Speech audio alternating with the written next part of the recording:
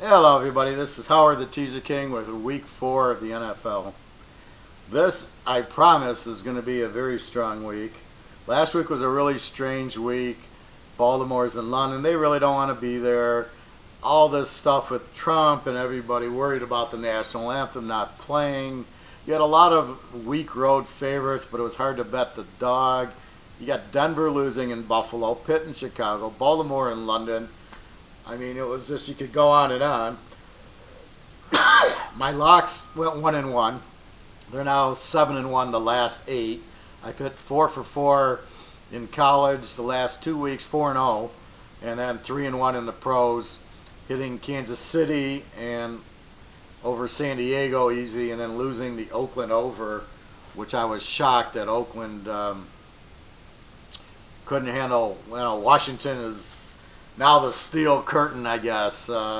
Where did that come from? So I'm very confused. Oakland couldn't pass block. They couldn't run. They couldn't pass. I'm curious who their offensive coordinator is, because he might be the stupidest man alive to make Washington look that good. They couldn't get 100 yards, 3 turnovers. So I'm really confused. And this is the problem this early in the year. Here Washington makes a change, and all of a sudden you're caught off guard. You're like, well, okay, they didn't do it against the Rams, and they lost to Philadelphia. So where's this defense coming in? Where is it? It wasn't there the first 2 weeks, and all of a sudden they're playing Oakland. Now here's where I get into my favorites and dogs. If Oakland is the favorite, Washington wins as a home dog. But if Washington was the 3-point favorite, Oakland would have covered, getting 9 like they did in Tennessee. Denver and Dallas, because Dallas was the favorite. Denver's a home dog, they blow them out. Had Denver been the favorite in that game, Dallas would have won the game, because they know they're the dog or they're the favorite. They know it, and they get pissed. Denver's like, I'm at home, how are we the dog? And they went and showed it. But last week they're the favorite in Buffalo. They're letting down from beating Dallas. And you got Von Miller trying to pick up Tyrod Taylor and saying, I know, he's joking with him, right? Did you see him joke against Dallas? Did he pick up Ezekiel Elliott or Dak Prescott or Michael Irvin? No, I don't think he did.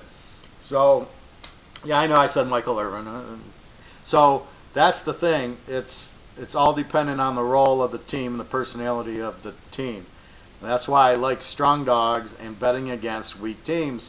I'm trying to find the weak teams. Jacksonville never won like that before, and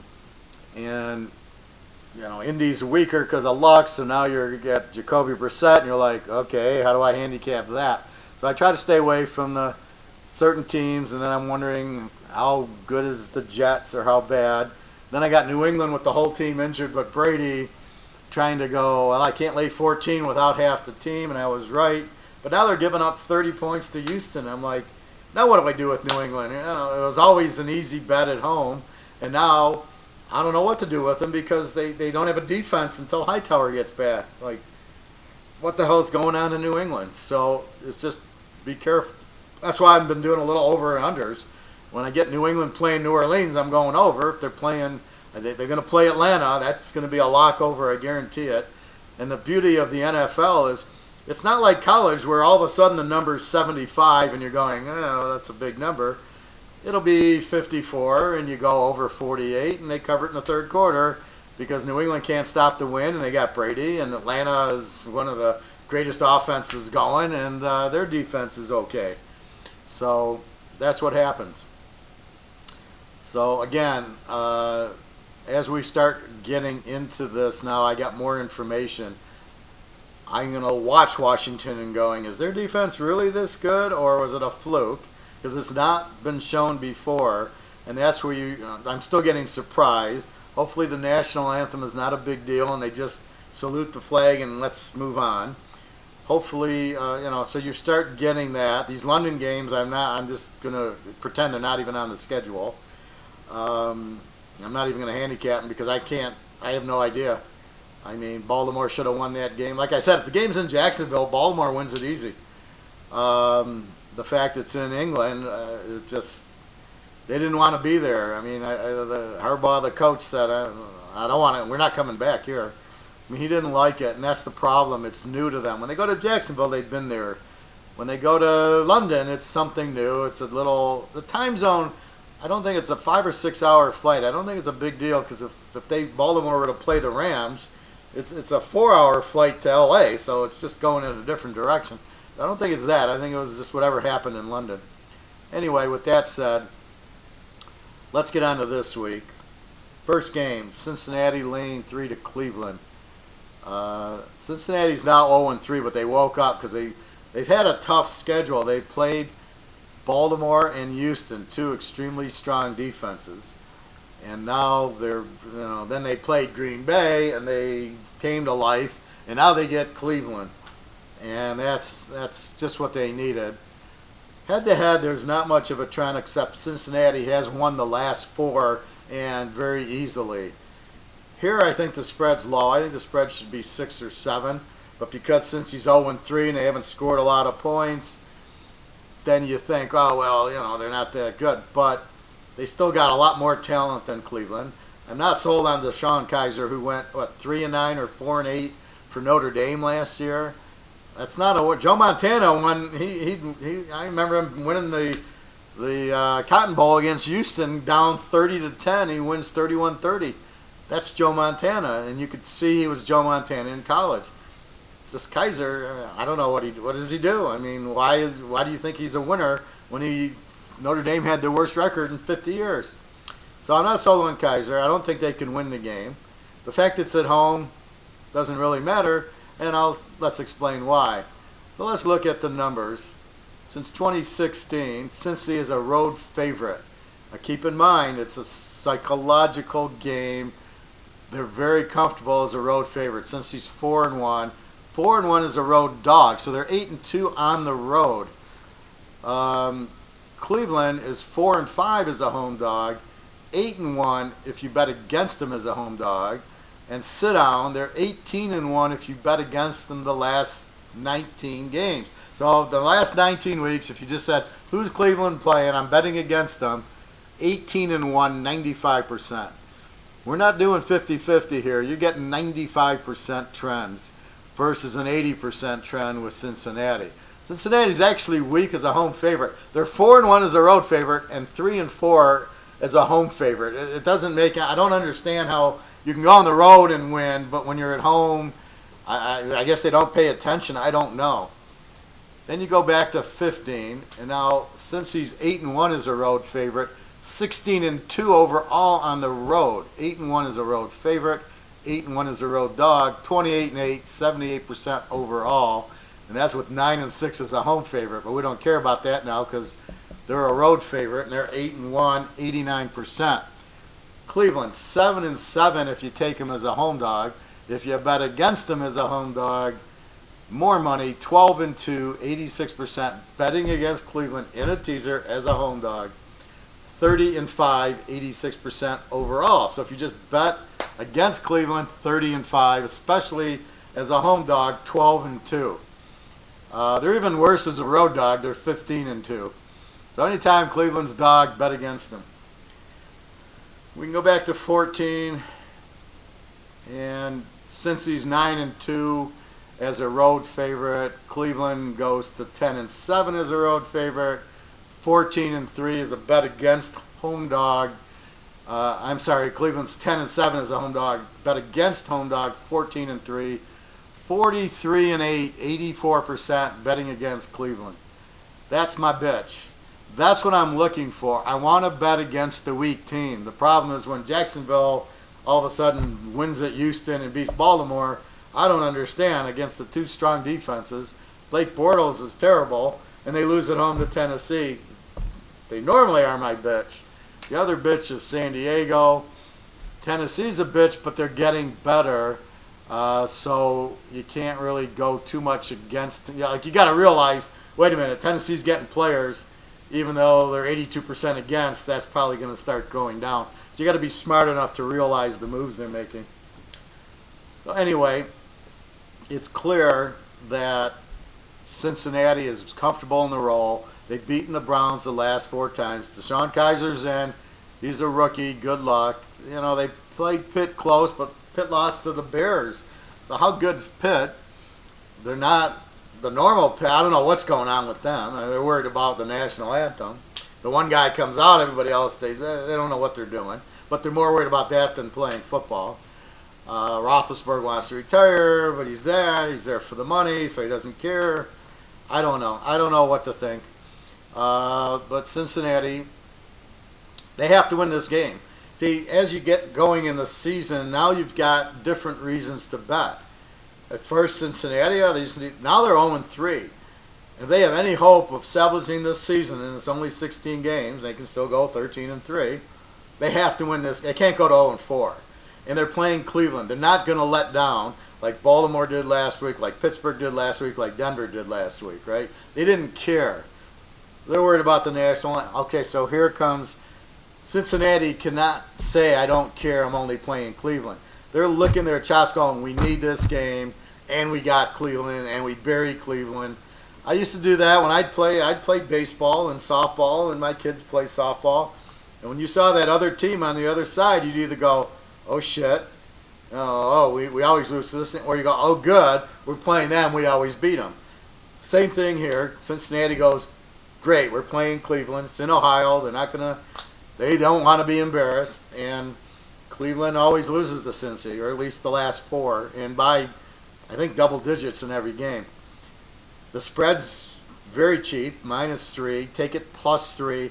Don't worry about the 0 crap. Oh, you can't cross 0. Why not? This should be a 7-point line going down to 1. I'm getting 3. Even if Cleveland wins, they're not going to beat them by more than 3 points. Well, let's just say 98% says they're not. So they could still beat them. It could happen, but the percentages and the matchup favors Cincinnati +3. That Cincinnati should win the game. You're getting 3 points. You don't have to worry about, oh shit, they're laying 4 and they're going to win by 3. Here, you're getting 3 points. If this was 7, I'd be locking Cincinnati -1. So here you got -3 to +3. Take Cincinnati. Second game, Detroit, Minnesota. I've got Minnesota laying 2, and I'm a happy camper. You want to know why I'm a happy camper? Because this is such a strong play. In Minnesota, the dog is 4-1 since 2012. Detroit and Minnie are 3-2. The dog in this series is 9-1 the last 10. Minnie's 6-0 as the dog. The Lions 3-1. We go back to 2010. In Minnie, Detroit and Minnie are 5-2, but the dog's 6-1. Now the dog's 13-1 in the series. Every game's close. 13-1. Take the dog. Let's go back to 2006. Detroit and Minnie are 8-3. Again, in Minnesota, not in Detroit, and I've got it broken out by where the game's at, right? So Detroit's 8-3, Minnie's 8-3. The dog's 9-2 in Minnie. Better than that, Detroit's 9-2 as the dog. Minnie's 11-0 as the dog. In other words, the dog is 20-2 since 2006 when this game is played. And it doesn't matter where, the dog is 20-2. It's even better in Detroit. The dog's 11-0 in Detroit. You have a 20-2 dog. This is heaven. This is what you look for. This is why I do the trends. I'm not saying you're gonna walk away with it, but 20-2 is, I don't know. Let me see what 20-2 is. It's 91%. You got a 91% take the dog in the series. It's beautiful. Let's get into the other numbers. Detroit, they score 28 a game, giving up 21, a +7. I kind of do the whole, it's an average, right? So on average, they score 28, give up 21. Won at the Giants as a dog. They're very comfortable as a dog. I thought Detroit might be a 3-point favorite without Bradford, but when I see Bradford's out and they're still favored, everybody, what do? They're looking at Tampa going, wow, they beat Tampa. It doesn't matter. That's against Tampa. They're not playing Tampa this week. They're playing Detroit, a different opponent with a different quarterback and a different defense, and a team that is used to playing Minnesota. This is the problem with the broadcasters. Do not listen to them, please. I beg you. These guys have no clue what they're doing. All they do is they go, well, they beat Tampa. Oh, let's make them favored. And I'm like, thank you, God, because I wanted Detroit, because Bradford's out, I wanted Detroit as the dog, and I got it. And I love it. Let's see. Minnesota, 24 points on offense, 20 on defense, a 3-3 variance. So Detroit gives up 21, and Minnesota gives up 20.7. The defenses are about even. The offense is a little bit better for Detroit. Let's go to 2016-17. Detroit is a road dog. That's what you got them at. It is 6-3, 5-4 against. Overall, they're 16-4, 80%. So as the team, the key to the Lions has been their defense. It's not Stafford. They're winning kind of with Stafford, but it's the defense. That's why Detroit's winning. That's why they're better team than they've been in the past, where they've had no defense and no running a game. So it was just a passing game. You cannot be one-dimensional, and you must have a defense. So they're getting better. They're working on a running game. It still sucks, but Stafford's kind of bailing them out. So anyway, 6-3, and they played good last week against Atlanta, but they don't have Minnesota's defense. Minnesota is a home favorite, 5-2, 3-4 against. Not a lot there. Let's go back to 15. Detroit, road dog, 10-5, 9-6 against. Not much there in that trend. Minnie's 11-3 is a home favorite. Again, in a teaser, 79%. 6-8 against. So Minnie normally takes care of business at home. So here's kind of where these trends aren't as attractive as the ones I read on Cleveland and Cincinnati. Detroit 14-8 is a road dog. They've always been a kind of a weak road dog, but again, they got the defense now. And Minnie 14-4 is a home favorite. So these trends aren't as, but I'd rather look at the team versus team trend. These are kind of more, if we used economic terms, these are a little bit more macro. It's against everybody. So whenever Detroit's a road dog against anybody, they're 14-8. But in the micro version, Detroit versus Minnie, the dog is 20-2. And in this case, that's what I want to use. Detroit's not bad road. They beat the Giants. They beat Arizona, who looked pretty good against Dallas. And then they basically should have beaten Atlanta, but for some reason, this Golden Tate decided to dive into the end zone instead of just running into the end zone. I never could understand that. So what you have here is a very live dog. Detroit's got the defense. I would probably think it would be an under game. Let's see, the over-under I don't have. I just saw the line today at 2, and I got all excited because Minnesota's the favorite with Case Keenum, and he's going to have a little problem there. Love Detroit, Nate. I'm not a big Detroit player because they're so inconsistent. I'm normally watching them.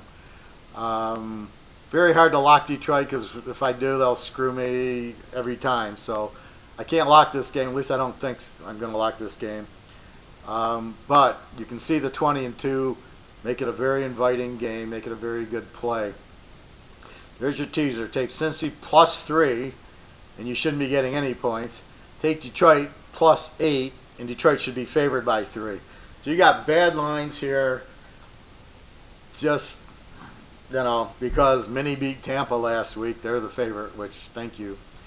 They shouldn't. Detroit should be a 3-point. Cincy should be a 6 or 7.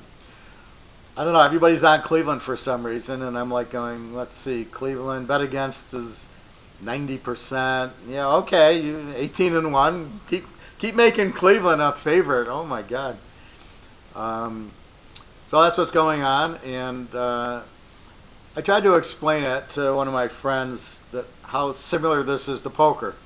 You could have, let's say I'm Phil Ivey, and I'm at the poker table, and I'm getting 2-6 and 2-7 and 3-9, and maybe I bluff once in a while, but I really can't play the cards. But I'm Phil Ivey. I'm probably the top poker player in the world, but I can't win with those cards. All of a sudden I wake up and there's pocket jacks, and I got pocket aces, and I got ace king, and I got ace queen, and I got pocket tens, and I flop a set, and I flop a full house. Phil Ivey's probably going to win because he's getting the cards. That's what this is. So when I have a bad week in week 3, but a great week in week 2, it's because of the cards I got. It's because of the matchups. I really didn't have anything. I had Kansas City last week was my lock, but I had Pitt on the road. I had Baltimore on the road. I couldn't take Jacksonville. Couldn't take the Bears. You got Denver at Buffalo. I mean, I'm not making money betting Buffalo, although Buffalo's not a bad home dog. So the matchups were terrible last week. I had no cards, and it was extremely hard to play. You got to play something. This week, pocket kings, pocket queens. I got Cincinnati playing Cleveland. I got Detroit as a dog. I got 5 or 6 other games just like that are like, oh, yeah, now I got a good home favorite. A couple of them. I got a strong road dog in Detroit. I got another strong road dog somewhere else. So this should be a much better week. The teams I'm betting are stronger. I've identified, like here, Tennessee's a 2-point favorite over Houston. I have no idea. I have no idea. Tennessee, Houston, the trend here is the favorite's 9-2, the dog's 9, or Houston's 9-2 at home. The favorite's 13-1 in the series. Both teams are 5-0 and 7-0 the last 7. I have no idea. I couldn't tell you the score of that. That game could be 30-0. Either team could win it. I have no idea about Deshaun Watson, except for he's a winner because he beat Alabama twice. I have no idea about Mariota. I mean, he's good, but this ain't college. This isn't Oregon. I don't know over. I don't know under. Houston puts up 30 on New England. I don't know. I have no clue what to do with this game, and that's my point. Stay away from that garbage. There's Cincinnati and Detroit. I know what to do with those. I'm going against the weak Cleveland with the desperate Cincy, and I'm going against Detroit, who should be favored in the game without Minnie's playing with Case Keenum. No offense, he's good, but he's not as good as Bradford.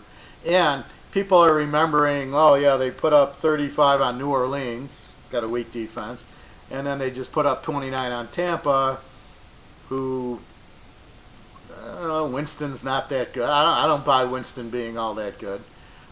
So what you have there is, and I think Minnie was a home dog last week. I don't remember, but and that matters. Who the favorite and who the dog is. If you don't think that matters, you shouldn't be betting.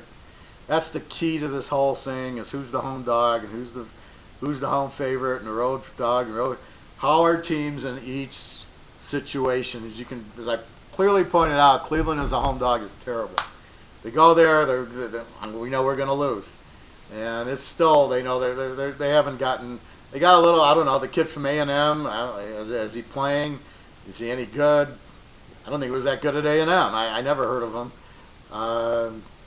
The guy from Michigan is a quitter because he sat out the bowl game. So who did they get? Hugh Jackson. I don't know. Is he a good coach? I don't know. Kaiser, I know he's a loser. Notre Dame. Andy Dalton, he was a winner at TCU, and I just think Cincinnati's got a lot of better talent. But the point is, I'm looking. There's been confusion the first few weeks on who's good and who's bad, and it's just been this lack of training. There's so many guys injured. It's unbelievable. Almost every team, their offensive line's screwed up because of injuries, because they basically don't they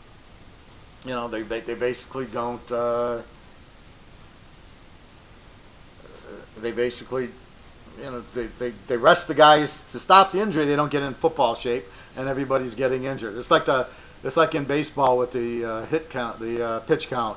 You don't let the pitchers pitch, and they all get hurt. There's so many pitchers hurt with the pitch count. So you can't avoid injury. It's football, and let them play. The more they play, the better the healthier they get, although they do get beaten up, little shoulders and all their ankles and knees and stuff like that. But I'm just saying. So anyway, www.teaserking.com. Again, it's just go to the purchase picks, click it. I've heard from people. I don't belong to PayPal. You don't need to. You just click the button. It goes to PayPal. You put in your credit or debit card. Put in the amounts in there. You hit pay, just like you're on Amazon or Yahoo. It's just the way to pay, and off you go. So you don't need to be a member of PayPal. If you want to buy this season, I'll give you 40% discount on any package, if it's the whole or if it's the pro or the locks or the college. I'm very happy. I'm doing much better in college. My betting against the weak defense has been very successful.